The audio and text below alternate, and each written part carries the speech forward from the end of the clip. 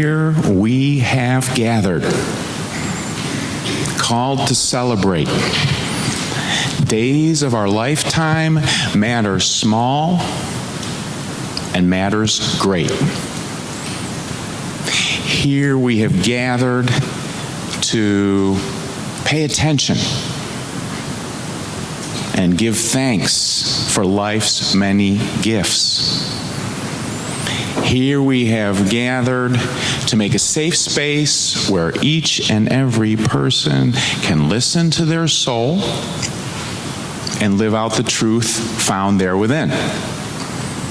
Here we have gathered to be in community and connect with our neighbors in order to help bend the arc of the universe towards justice just a little bit more.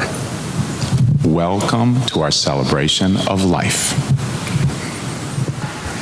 Before I talk about today's speaker, Deborah Cooper, I'd like to make you aware of what I have learned about the relationship between Unitarianism and Buddhism, and particularly the role Unitarianism played in bringing the Buddhist teachings to the West. An 18th century scholar named William Jones, who was a friend of Benjamin Franklin and Joseph Priestley, the Unitarian minister and scientist, established a group called the Asiatic that first began to translate Buddhist literature. The first actual Buddhist text that appeared in English was actually in an issue of the American Unitarian Transcendentalist Journal called The Dial. It was published anonymously, and although often attributed to Henry David Thoreau, it was actually written by a woman, Transcendentalist and New England Unitarian leader Elizabeth Palmer Peabody. Deborah is a professional counselor who has studied mindfulness for many years and leads classes at USG and at other places in the area. Buddhism, as I know it, is an eclectic and dynamic tradition, always open to possibilities and new perspectives, so long as they further the primary work, healing our wounds and our broken hearts and guiding us on our way towards our true home. We are grateful for Deborah for being here today to help us find our way on this journey. Good morning. First, I want to thank you so much for inviting me to come and speak to you. You know, I had a whole thing written up, and I've decided it's much nicer to talk to you than to read to you, so I'm just going to talk. So, there's a lot that we hear these days about mindfulness meditation. It's all over the news. You see it in Newsweek and Time magazine, and there are people writing books about it. But what is it, and why do we really bother to do it? What's in it for us? So I want to give you a little bit of the background of it. Where does it come from? And then I want to talk about how to practice it. So 2,500 years ago, as many of you know, a prince called Siddhartha, who is now known as the Buddha, decided he wanted to see if he could find some way that people could live without suffering so much. He was very aware of the suffering all around. He saw, what the Buddhists, we always say, old age, sickness, and death happens to us all. So it's part of being human. And the other part of being a human being is recognition that nothing stays the same. Everything is always changing. And these issues bring up a lot of angst, bring up some anxiety and fear, grief. So what did the Buddha find? Well, he spent about 6 years studying with many of the teachers of his day.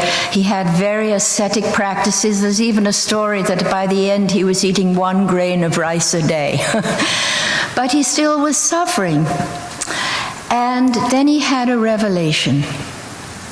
And his revelation was that these four things are inevitable: the old age, sickness, death, and the constant changing. They're going to happen. But the thing that causes us to suffer so much is our desire to want things to be different from the way they are. You know, I don't know about you, but I spend a lot of time trying to make things the way I think they ought to be. Make people the way I think they ought to be. Make myself the way I think I ought to be. And what the Buddha said was, get to know exactly how they are in this moment. There's a man called John Kabat-Zinn who really spearheaded the movement of mindfulness. He had been studying Buddhism for a very long time, and he was a researcher at UMass, at Mass General. And he was on retreat, and he thought, I think this can help people who are sick. So he went to the head of Mass General, the head of oncology, and he said, I want you to give me some of your sickest patients, and I want to teach them something that I think will help. So he initiated an 8-week course in mindfulness meditation. And this was in 1979. And being a researcher, of course, he did pre- and post-tests on all the people he had.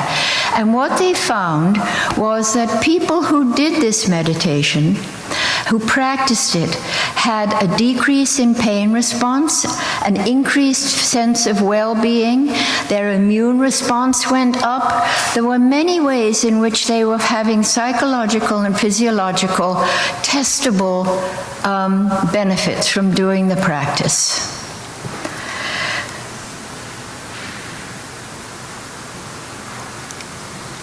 So where was I going from there? Thank you for laughing. I came into this practice after my son died. He died of a brain tumor about 14 years ago. And for the first 6 months, I was much too afraid to get in touch with my grief. I thought it would destroy me. Well, I'll tell you, it didn't. I miss Tommy every day, but I actually have a lot of happiness in my life. And I think many of us spend a lot of time trying to avoid that which is painful. And of course, when we're trying to avoid what is painful, we're fighting ourselves, aren't we? And we do all kinds of things to try and distract ourselves from that which is causing us pain. And the mindfulness, John Kabat-Zinn says, it's paying attention to exactly what happens in the moment, excuse me, without judgment. I'm going to repeat it. Paying attention to exactly what's happening in the moment without judgment. So, of course, if I was going to ask you what's happening right now, you'd probably talk about you're sitting here and you're aware of the surrounding and maybe you're listening to me. But are you equally aware of what's going on inside you? What's going on in your body? Perhaps you have some aches and pains. Perhaps you're struggling with some depression or some anxiety. Perhaps you're angry about something. In this practice, what we do is learn to open ourselves to all of that and say, here you are. Here's anger. Now, what most of us do, and I know what I do, is I can add to it.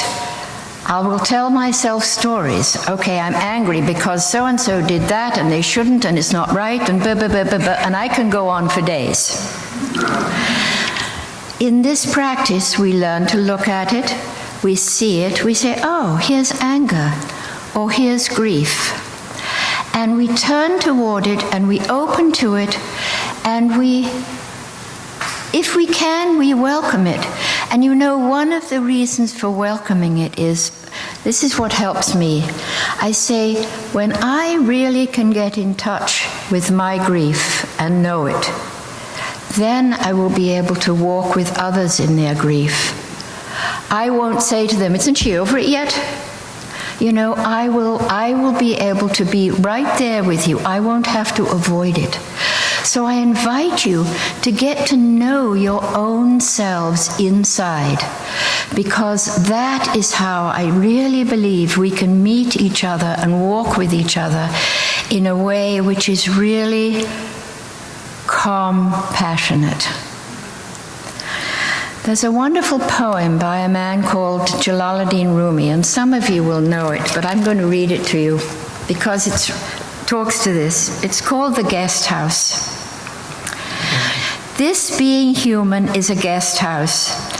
Every morning a new arrival, a joy, a depression, a meanness. Some momentary awareness comes as an unexpected visitor.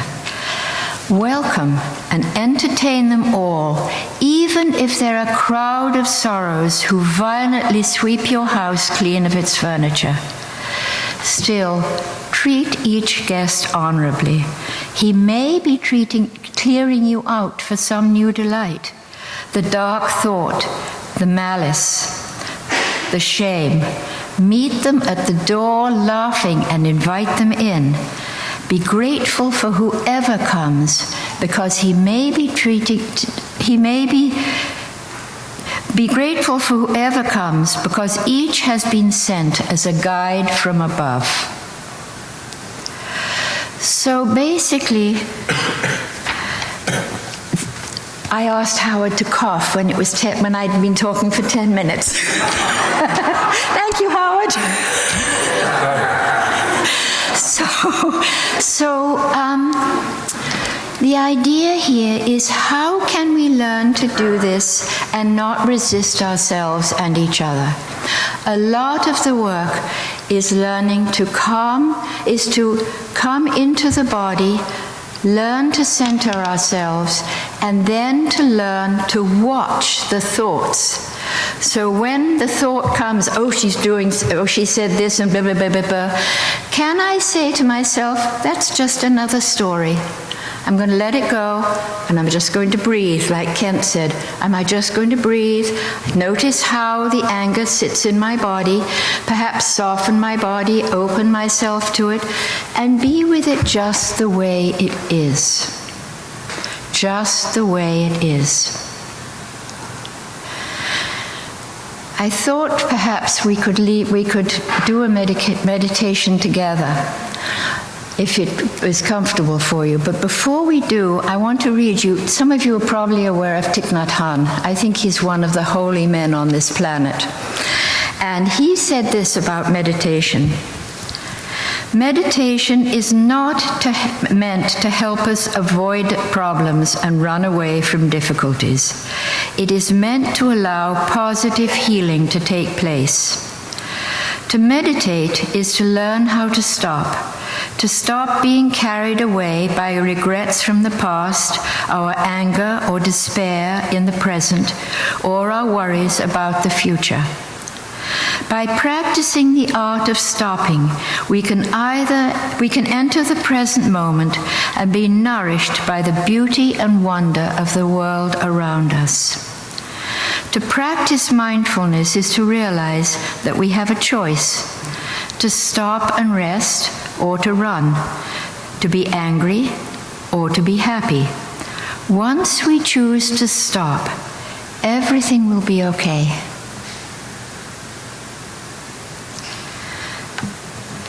So I thought, if it's comfortable for you, I would lead you in a very short, what we call metta or loving kindness practice. In the reading we heard the idea of blessings to ourselves and blessings to others.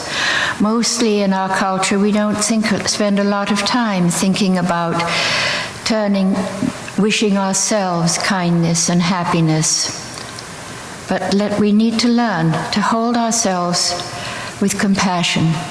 So if it's comfortable for you, I invite you to close your eyes, and as much as possible to hold your body in an upright position.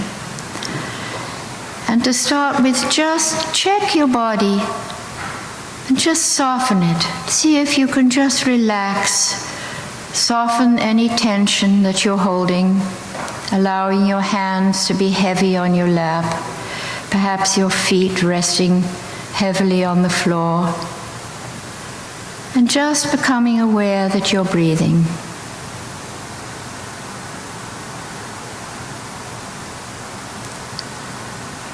And now I invite you to invoke the presence in your mind's eye of somebody,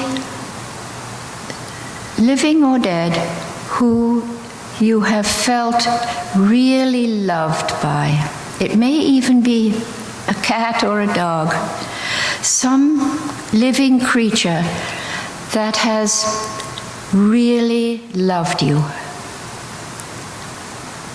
So I want you to imagine this being in front of you and allow your heart to be nourished by the thought of this person.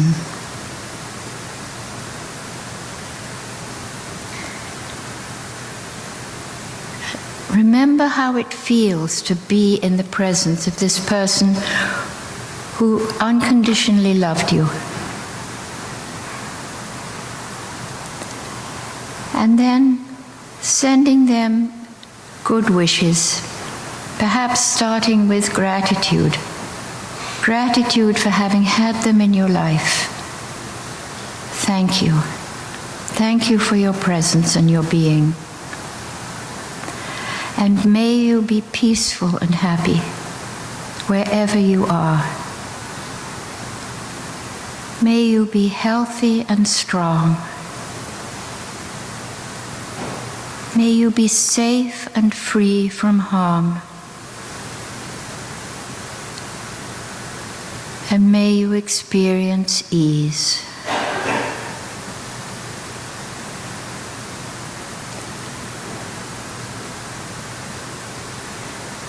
Allowing your heart to be filled.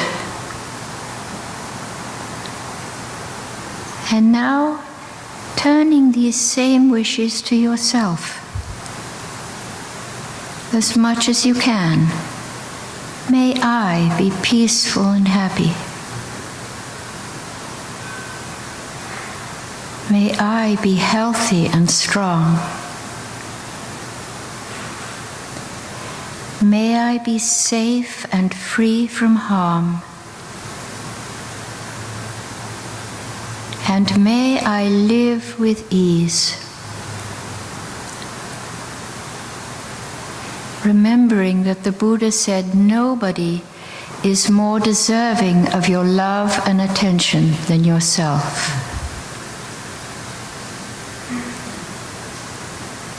And now turning your attention, perhaps to everyone in this congregation,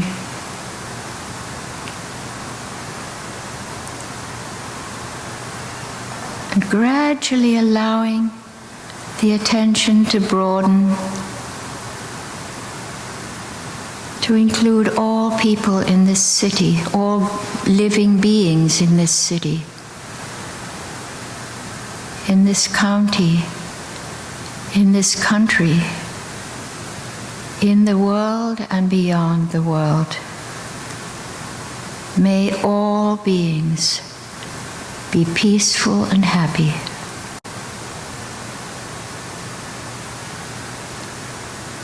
May all beings be healthy and strong. May all beings be safe and free from harm. And may all beings everywhere live with ease and well-being.